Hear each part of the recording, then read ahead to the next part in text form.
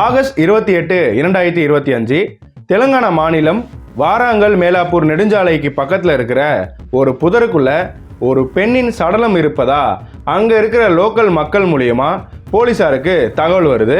இதையடுத்து போலீஸ் ஸ்பாட்டுக்கு ரொம்ப விரைந்து வராங்க.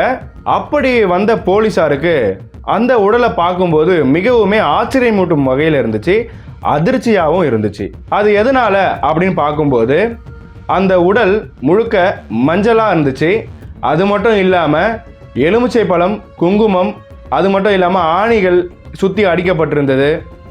அந்த இடத்தை பார்க்கும்போதே போலீஸாரே அந்த உடல்கிட்ட போக ரொம்பவே பயந்தாங்கன்னு தான் சொல்லணும். ஏன்னா ஒரு நரபலி கொடுத்தா எப்படி இருக்குமோ அந்த மாதிரி ஒரு பூஜை பொருட்களும் இந்த உடலோடு இருந்திருக்கு. அது மட்டும் இல்லாமல் இந்த உடலுக்கு பக்கத்தில் தான் ஆதார் கார்டு இருந்திருக்கு. இந்த ஆதார் கார்டை எடுத்து செக் பண்ண போலீஸாருக்கு இந்த பெண் வர்ஷினி, அது மட்டும் இல்லாமல் கடந்த ஆகஸ்ட் 6 இந்த பெண் காணாமல் போனதா ஒரு புகாரும் இருக்கு அப்படிங்கிறத போலீசார் அடுத்தடுத்த விசாரணையில் கண்டுபிடிக்கிறாங்க. யார் இந்த வர்ஷினி, எப்படி இந்த காட்டுப்பகுதிக்குள்ள இவங்களோட உடல் இருக்கு, நரபலி கொடுக்கப்பட்டிருக்காங்களா அப்படிங்கிறத முழுமையா இந்த வீடியோவில் பார்க்கலாம்.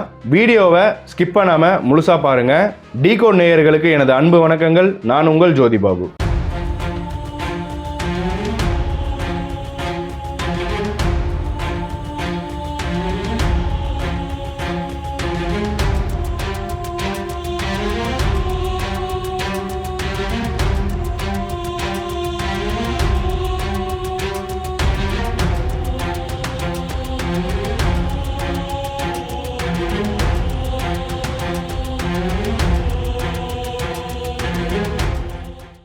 ஆகஸ்ட் 6, 2025 அன்னைக்கு ஒரு பெண் ரொம்பவுமே அவசரமா சித்தியாலா போலீஸ் ஸ்டேஷன் நோக்கி வராங்க.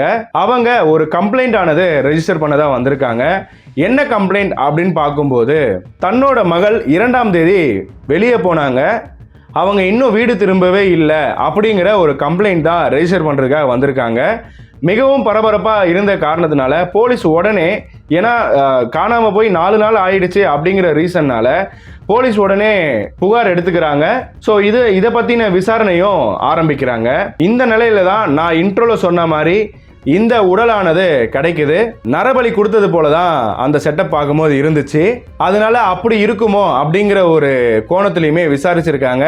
இந்த பெண் போலீசாரால முதல்ல அடையாளம் காணப்பட்டது. ஆகஸ்ட் 6 தன்னோட மகளை காணோம் அப்படின்னு கம்ப்ளைண்ட் கொடுத்த கவிதாவோட பெண் தான் அப்படிங்கிறது. இந்த இறந்த பெண்ணோட பெயர் வர்ஷினி. அது மட்டும் இல்லாம அவங்க தாயாரையுமே கூப்பிட்டு அடையாளம் காணப்பட்டிருக்கு. அவங்களுமே கன்ஃபார்ம் பண்ணியிருக்காங்க, என்னோட மகள் தான், என்னோட மகளை யாரோ நரபலி கொடுத்துருக்காங்க, அமானுஷ்ய பூஜை செய்து தான் கொண்டிருக்காங்க, இதை நீங்க கண்டிப்பா விசாரிக்கணும் அப்படின்னு அடிச்சு சொன்னாங்க. அப்போ இதை கேட்ட அந்த போலீசார் இந்த வழக்கை கண்டிப்பா யார் பண்ணாங்க, இது என்ன நடக்குது அப்படிங்கிறத தீவிரமா விசாரணையில இறங்குறாங்க. இதற்கிடையில தான் வர்ஷினியோட போஸ்ட்மார்ட்டம் ரிப்போர்ட் வெளியே வருது. அந்த போஸ்ட்மார்ட்டம் ரிப்போர்ட்ல இருந்தது என்னன்னு பார்த்தீங்கன்னா, இந்த பெண் இறந்தது இப்போ கிடையாது, இந்த பெண் இறந்து 20 நாட்கள் ஆகுது கிட்டத்தட்ட அப்படிங்கிற ஒரு விஷயமானது போஸ்ட்மார்ட்டம் ரிப்போர்ட்ல இருக்கு. அங்க இருந்த எலுமிச்சை பழத்தையுமே டெஸ்ட்டுக்காக அனுப்பியிருந்தாங்க ஃபாரன்சிக்கு. ஸோ அப்படி அங்கிருந்து வரப்பட்ட ஒரு ரிப்போர்ட் ஆனது என்னன்னு கேட்டிங்கன்னா, இந்த எலுமிச்சை பழமானது ரொம்ப ஃப்ரெஷ்ஷாக இருக்கு அப்படிங்கிற மாதிரியான ஒரு தகவல் சொல்லியிருக்காங்க. ஃப்ரெஷ்ஷாக இருக்கு அப்படின்னா நான் என்ன சொல்ல வரேன்னா, இது 2 அல்லது 3 நாளுக்கு பழைய ஒரு எலுமிச்சை பழம் தான் அப்படிங்கிற ஒரு ரிப்போர்ட் தான் ஃபாரன்சிக்லேருந்து போலீஸார் கலெக்ட் பண்ணுறாங்க.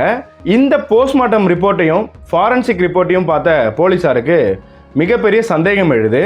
உடல் இறந்து 20 நாட்கள் ஆகுது அப்படிங்கிறது போஸ்ட்மார்ட்டம் ரிப்போர்ட்ல இருக்கு. ஆனால் எலுமிச்சை பழம் 2-3 நாளைக்கு பழமையான எலுமிச்சை பழமாக தான் இருக்கு அப்படிங்கிறது ஃபாரன்சிக் டீம் சொல்கிறாங்க.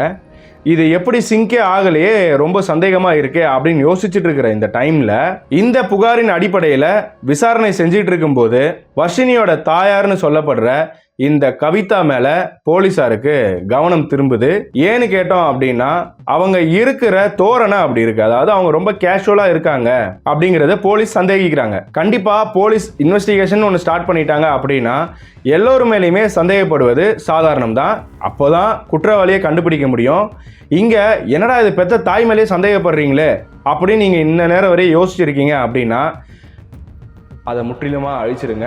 அவங்க சந்தேகப்பட்டது கரெக்ட் தான். அது மட்டும் இல்லாமல் இவங்களோட நடவடிக்கைகளும் சரியில்லாமல் இருந்திருக்கு. அதனால சந்தேகப்பட்ட போலீசார் கடந்த 2ஆம் தேதி செப்டம்பர் 2025 அன்னைக்கு இந்த கவிதா ஒரு வாலிபருடன் இருசக்கர வாகனத்தில் போய்கிட்டு இருக்காங்க. அப்படி போயிட்டு இருந்தவங்க போலீஸை பார்த்தவொடனே அங்கேருந்து யூட்டன் போட்டு மறுபடியும் ரிட்டர்ன் போயிருக்காங்க.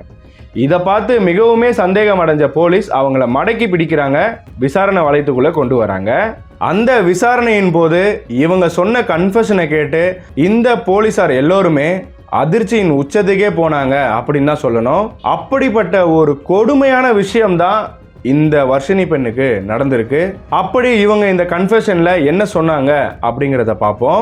ஒடித்தலா கிராமத்தை சேர்ந்த 50 வயது ஆகிற நபர் தான் குமாரசாமி. இந்த குமாரசாமியோட மகள் தான் இப்போ இறந்து பிரேதமாக கிடைச்சிருக்கிற இந்த வர்ஷினி. இவரோட முதல் மனைவி 24 ஆண்டுகளுக்கு முன்னாடி இறந்ததாகவும் இந்த பெண்ணை இவர் மட்டும் தனியாக வளர்த்து வந்ததாகவும், இந்த வர்ஷினின்ற பெண்ணுக்கு 22 வயது ஆகுது. ஒரு 5 ஆண்டுகளுக்கு முன்னாடி தான் இந்த கவிதான்ற பெண்ணை மறுமணம் முடிக்கிறாரு குமாரசாமி. இப்படியா இவங்க வாழ்ந்துட்டு வந்துட்டு இருக்க இந்த டைம்ல சில ஆண்டுகளுக்கு முன்னாடி இவருக்கு பேரலைசிஸ் வந்திருக்குங்க, முடக்குவாதம். அதனால படுத்த படுக்கையே ஆயிருக்காரு. அது மட்டும் இல்லாமல் எல்லா இடத்துலையுமே ட்ரீட்மெண்ட்டுக்காக கூட்டிகிட்டு போயிருக்காங்க. ஆனால் எங்கேயுமே இவரை சரி பண்ண முடியல. அந்த ரீசனால கடைசியாக படுத்த படுக்கையாக ஆகுறாரு. நம்ம சேனலில் நிறைய கேஸ் கவர் பண்ணியிருக்கோம். அதில் வர பெண்கள் எல்லாமே கணவன் நல்லா இருக்கும்போதே அடுத்த ஒரு ஆளை தேடி கள்ளக்காதலில் ஈடுபட்டு நிறைய கேஸ் வாங்கி உள்ளே போன பெண்களை நம்ம பார்த்துருப்போம். நான் எக்ஸாம்பிளுக்கு சொல்லணும்னா பெரிய எக்ஸாம்பிள் அபிராமி, திருப்பூர் அபிராமி. அதை விட பெரிய எக்ஸாம்பிளே கிடையாது. இது மாதிரி நிறைய விஷயங்கள் நம்ம கவர் பண்ணியிருக்கோம். அப்படி இருக்கிற இந்த காலகட்டத்தில் இப்படி ஒரு கணவன் ஆயிட்டார் அப்படிங்கும் போது கண்டிப்பாக இவங்களோட எண்ணம் அடுத்ததாக கள்ளக்காதல் மேலே தான் போயிருக்கு. அதே ஊரை சார்ந்த ராஜ்குமார் அப்படின்றவன் மேலே இவங்களுக்கு கள்ளக்காதல் ஏற்பட்டிருக்குது. இவரோட வயதுன்னு பார்த்தோம்னா 25. பல முறை பார்த்தீங்கன்னா தனிமையில் சந்திக்கிறது, உல்லாசமாக இருக்கிறது, இந்த மாதிரியான விஷயங்களில் ஈடுபட்டு வந்திருக்காங்க 2 பேருமே. இந்த விஷயம் தெரிஞ்ச குமாரசாமி பல முறை கண்டிச்சும் இருக்காரு. இது தவறு, நமக்கு மக இருக்கா, நான் இல்லைன்னா அடுத்து நீ தான் பார்த்துக்கணும் அப்படிங்கிற மாதிரி நிறைய விஷயங்கள் அட்வைஸ் பண்ணியிருக்காரு. இந்த அட்வைஸ் சிறிது நாட்களில் டார்ச்சராக மாறுது. இது மாதிரி நீ பண்ணக்கூடாது, போகக்கூடாது அப்படின்னு ரொம்ப சண்டைகள் வந்திருக்கு வீட்டில். அப்படி இருக்கிற பட்சத்தில் தான் இந்த கவிதா கொடூரமான ஒரு விஷயத்தை யோசிக்கிறாங்க. அதுதான் கொலை. இந்த வர்ஷினி வீட்டில் இல்லாத சமயத்தில் இந்த ராஜ்குமாரை அழைத்து குமாரசாமியை கழுத்தை நெரிச்சு கொலை பண்ணுறாங்க. அது மட்டும் இல்லாமல் அவர் ஆல்ரெடி உடல்நல குறைவாக இருந்ததுனால தூக்கத்திலே இறந்துட்டாரு அப்படிங்கிற மாதிரியும் சொல்லியிருக்காங்க. அந்த ஊர்லேயுமே என்னென்னு பார்த்தீங்கன்னா இவர் ரொம்ப நாளாகவே படுத்த படுக்கையாக இருக்காரு அப்படிங்கிறது எல்லாருக்குமே தெரியும். அதனால் அங்கே இருக்கிறவங்களுமே அதை அக்செப்ட் பண்ணுறாங்க. லைக் டவுட்டே வரல யாருக்குமே. எவ்வளோ சூப்பராக காயை நவுத்திட்டு போன இந்த கவிதா ஒரு இடத்துல செக்கில் மாட்டிக்கிட்டாங்க. அதுதான் இந்த வர்ஷினி கொலை. ஆமாங்க, வர்ஷினி கொலையுமே அவங்க தான் பண்ணியிருக்காங்க. அடுத்து அது எப்படி பண்ணியிருக்காங்க அப்படிங்கிறத நான் விரிவாக சொல்கிறேன். இந்த குமாரசாமியோட மர்டரில் ஏன் இவங்க போலீஸில் மாட்டல அப்படின்னு கேட்டிங்கன்னா, இவங்க தான் போஸ்ட்மார்ட்டத்துக்கே அனுப்பலையே. ரொம்ப நாளாக உடம்பு சரியில்லாமல் இருந்தார், அதனால் இறந்துட்டாரு அப்படின்னும் போது அந்த உறவினர்களும் யோசிக்கலை, அந்த ஊராட்களும் யோசிக்கலை. அந்த ஒரு ரீசன்னால் அவரோட உடல் போஸ்ட்மார்ட்டத்துக்கு போகலை. இந்த ரீசன்னால தான் அவங்க மாட்டலை. போஸ்ட்மார்ட்டத்துக்கு போயிருந்தா கண்டிப்பாக ஸ்ட்ராங்குலேஷன் அப்படின்னு கொட்டை எழுத்தில் போட்டு கொடுத்துருப்பாங்க. கண்டிப்பாக இவங்க அன்றைக்கே மாட்டியிருப்பாங்க. ஆனால் என்ன பண்ணுறது, இன்னொரு உயிரும் போனதுக்கு அப்புறமா தான் இவங்க மாட்டணும் அப்படிங்கிறது விதியாக இருந்திருக்கு. அப்படிங்கும் போது நம்மளால் எதுவுமே செய்ய முடியாது. அவ்வளோதாங்க. இதுக்கப்புறம் என்ன, இடைஞ்சலாக இருந்த குமாரசாமியை கொலை செஞ்சாச்சு. இனிமே கேள்வி கேட்க ஆள் இல்லை. அந்த ஒரு ரீசனால இவங்களோட பழக்கம் இன்னும் ரொம்ப நெருக்கமாக இருக்கு. அடிக்கடி ராஜ்குமார் தன்னோட வீட்டுக்கே வந்துட்டு போறது வாடிக்கையாக இருந்திருக்கு. இதை பல முறை வர்ஷினி கண்டிச்சிருக்காங்க. இதுக்காக சண்டையும் போட்டிருக்காங்க. அது மட்டும் இல்லாமல் வர்ஷினிக்கு தன்னோட அப்பாவை கொண்டதும் நீங்கள் தான் அப்படிங்கிற மாதிரியுமே சண்டை போட்டிருக்காங்க. இதை அடுத்து தான் இந்த விஷயத்தை மோப்பம் பிடிச்சிட்டா வெளியே போய் சொல்லிட்டா நமக்கு பிரச்சனை ஆகிடும் அப்படின்னு இந்த மகளையுமே கொல்றதுக்கு திட்டம் போட்டிருக்காங்க. எப்பவும் போல தன்னோட கள்ளக்காதலன் இதற்கு முன்னாடி குமாரசாமியை கொன்ன மாதிரியே அவளோட கள்ளக்காதலன் ராஜ்குமாரை வர வச்சு இந்த பெண் தூங்கிட்டு இருக்கும்போது துணியை போட்டு கழுத்தை நெரிச்சு கொல்றாங்க ஆகஸ்ட் 2ஆம் தேதி. இந்த சடலத்தை பக்கத்தில் இருக்கிற ஒரு கூரை வீட்டில் பதுக்கி வச்சிருக்காங்க. ஒரு தரப்புல பதுக்கி வச்சிருக்கிறதா சொல்லப்படுது, ஒரு தரப்புல பெரிய ஃப்ரீசர் பாக்ஸ் வாங்கி அதில் பதுக்கி வச்சதா சொல்லப்படுது. கிட்டத்தட்ட 20 நாட்களாக ஸ்டோர் பண்ணி வச்சுருந்துருக்காங்க. ஸோ கண்டிப்பாக ஃப்ரீசர் பாக்ஸ் யூஸ் பண்ணியிருக்காங்க அப்படிங்கிறது தெளிவாக தெரியுது. ஏன்னா பாடி ஃப்ரெஷ்ஷாக இருந்திருக்கு, ஆனால் இறந்தது 20 நாட்களுக்கு முன்னாடி அப்படிங்கிறது போஸ்ட்மார்ட்டம் ரிப்போர்ட்லையுமே இருக்குன்னு நாம் முன்னாடியே பார்த்துருந்தோம். இதுக்கு அடுத்து தான் தன் மேலே சந்தேகம் வரக்கூடாது யாருக்கும் அப்படின்னு போலீஸ் ஸ்டேஷனில் போய் அலப்பறை பண்ணி கம்ப்ளைண்ட்டு கொடுத்துட்டு வந்திருக்காங்க. கொஞ்சம் யோசிச்சு பாருங்க, பக்கத்து வீட்டில் பிணத்தை வச்சுக்கிட்டு இவங்க இந்த வீட்டில் உல்லாசமாக இருந்திருக்காங்க, யாருமே நம்மளை கேள்வி கேட்க ஆள் இல்லை அப்படிங்கிற ஒரு தைரியத்தோட ரொம்பவுமே ஜாலியாக இருந்திருக்காங்க. ஆனால் 20 நாட்களுக்கு பிறகு அப்படியுமே உடல்லேருந்து துர்நாற்றம் அடிக்க ஆரம்பிச்சிருக்கு. இதனால தன்னை யாரும் சந்தேகப்பற்றக்கூடாது, யாரும் கண்டுபிடிச்சு வந்துடக்கூடாது அப்படிங்கிற ஒரு காரணத்தினால 27 ஆகஸ்ட் 2025 அன்னைக்கு இந்த பாடியை டிஸ்போஸ் பண்ணுறதுக்கு ட்ரை பண்ணியிருக்காங்க. ஸோ அப்படியாக இவங்க பிளான் போட்டது தான் இந்த உடலை நரபலி கொடுத்தது மாதிரி செட்டப் பண்ணுவோம் அப்படின்னு. அப்படியாக இந்த ராஜ்குமார் தன்னோட டிவிஎஸ் எக்ஸல்ல இந்த பெண மூட்டையை ஏதோ காய்கறி மூட்டை மாதிரி போட்டு எடுத்துட்டு போற சிசிடிவியுமே செய்திகளில் பார்க்க முடியுது. அப்படி டிவிஎஸ் எக்ஸல்ல எடுத்துட்டு போன அந்த பிணத்தை நான் ஆரம்பத்திலே சொன்ன மாதிரி வாராங்கல் மேலாப்பூர் நெடுஞ்சாலையில் அங்கே இருக்கிற புதருக்குள்ள இந்த உடலை தூக்கி போட்டு சுற்றி மஞ்சள் பொடி குங்குமம்லாம் போட்டுட்டு ஆணி மாதிரியான பொருட்களை அடிச்சுட்டு எலுமிச்சை பழத்தை வச்சுட்டு வந்திருக்கான். இந்த அறிவு கட்டவன் எல்லாமே யோசிச்சான். எலுமிச்சை பழத்தை புது எலுமிச்சை பழத்தை வச்சா சந்தேகம் வருங்கிறத இவன் யோசிக்கல. ஆனால் இவன் அந்த இடத்துல தான் மாட்டணும் அப்படிங்கிறத விதி இருந்திருக்கு, மாட்டிக்கிட்டாங்க. இதை அடுத்து தான் நாம் மகாராஷ்டிரா போய் எப்படியாவது பொழைச்சிக்கலாம் அப்படிங்கிற ஒரு எண்ணத்தில் அந்த பைக்லையும் தப்பிச்சு ஓடி இருந்திருக்காங்க. அப்படி ஓடும்போது தான் போலீஸை பார்த்து பயந்து இவங்க யூட்டர்ன் போட்டிருக்காங்க. அந்த யூட்டர்ன் தான் இந்த கேஸுக்கே ஒரு பெரிய யூட்டர்னாக மாறுச்சு. இன்னைக்கு அவங்க தப்பிச்சிருந்தாங்க அப்படின்னா கண்டிப்பாக இந்த வழக்கானது ரொம்பவுமே சிக்கலாக போயிருக்கும். இருந்தாலும் நம்ம போலீஸ் டிபார்ட்மெண்ட்டில் இருக்கவங்க திறமையாக பிடிச்சிருவாங்க அப்படிங்கிறது நிச்சயம்தான். ஆனாலும் அவங்கள அந்த டைமில் சந்தேகிக்க வேண்டிய கரெக்டான டைமில் கரெக்டாக சந்தேகித்து அவங்கள பிடிச்சி கரெக்டான டைமில் பனிஷ்மெண்ட் கொடுத்துருக்காங்க. நிஜமாவே இவங்க பெரிய திறமைசாலி தான்.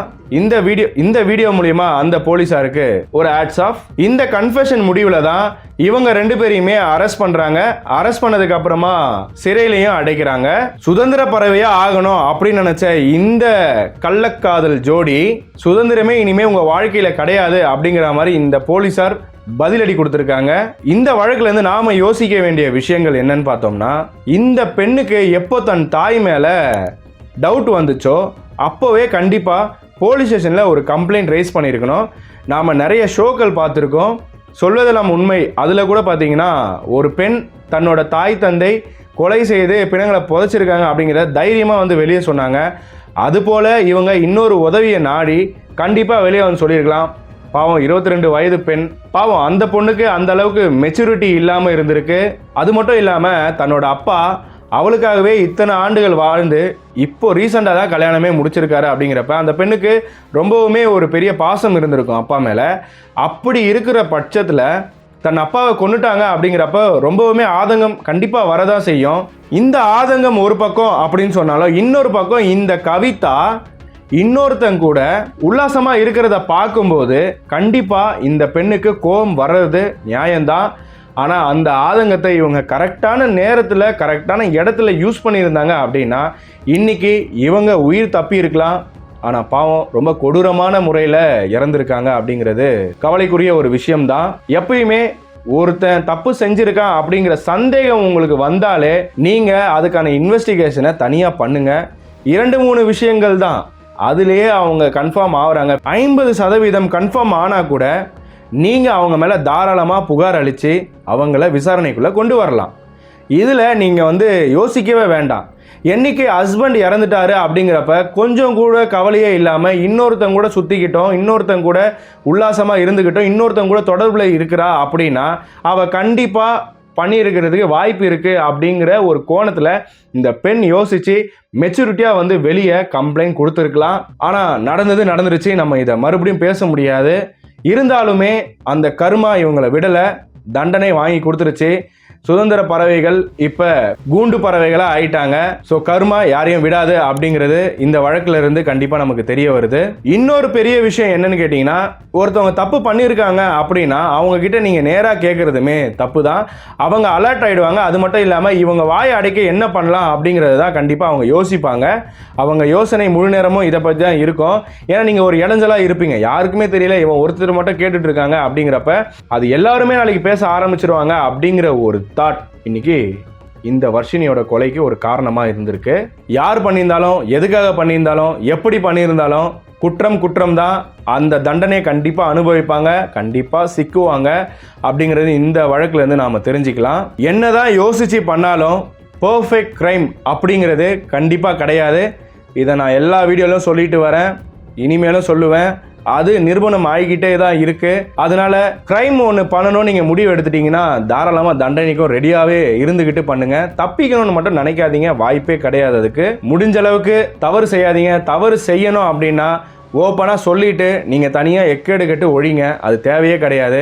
அடுத்த உயிரை தயவு செஞ்சு எடுக்காதீங்க. இது மாதிரி சில காம இச்சைகளுக்கு உயிரை பலி வாங்காதீங்க. இதை நான் எல்லா வீடியோலையுமே சொல்லிட்டு வரேன், இப்போவும் சொல்கிறேன். நம்ம சேனல் இன்னும் சப்ஸ்கிரைப் பண்ணாதவங்க சப்ஸ்கிரைப் பண்ணிக்கோங்க. அது மட்டும் இல்லாமல் பெல் பட்டன் ஆன் பண்ணிக்கோங்க. அப்போ தான் நான் போடுற வீடியோ உங்களுக்கு உடனே நோட்டிஃபிகேஷனாக வரும். இந்த மாதிரி ஒரு வழக்கு நடந்திருக்கு அப்படிங்கிறது உங்கள் ஃப்ரெண்ட்ஸ் அண்ட் ஃபேமிலிஸ் யாருக்குமே தெரியல அப்படின்னா அவங்களுக்கு ஷேர் பண்ணுங்கள். இந்த வழக்கை பற்றின உங்களோட தாட்ஸை கமெண்ட்ஸாக போடுங்க. கண்டிப்பாக நான் எல்லாரோட கமெண்ட்ஸும் படிக்கிறேன். மேலும் இது போல் பல வழக்குகளை நாம் இந்த சேனலில் பார்க்க இருக்கோம். தொடர்ந்து இணைந்திருங்கள். நான் உங்கள் ஜோதி பாபு. நன்றி.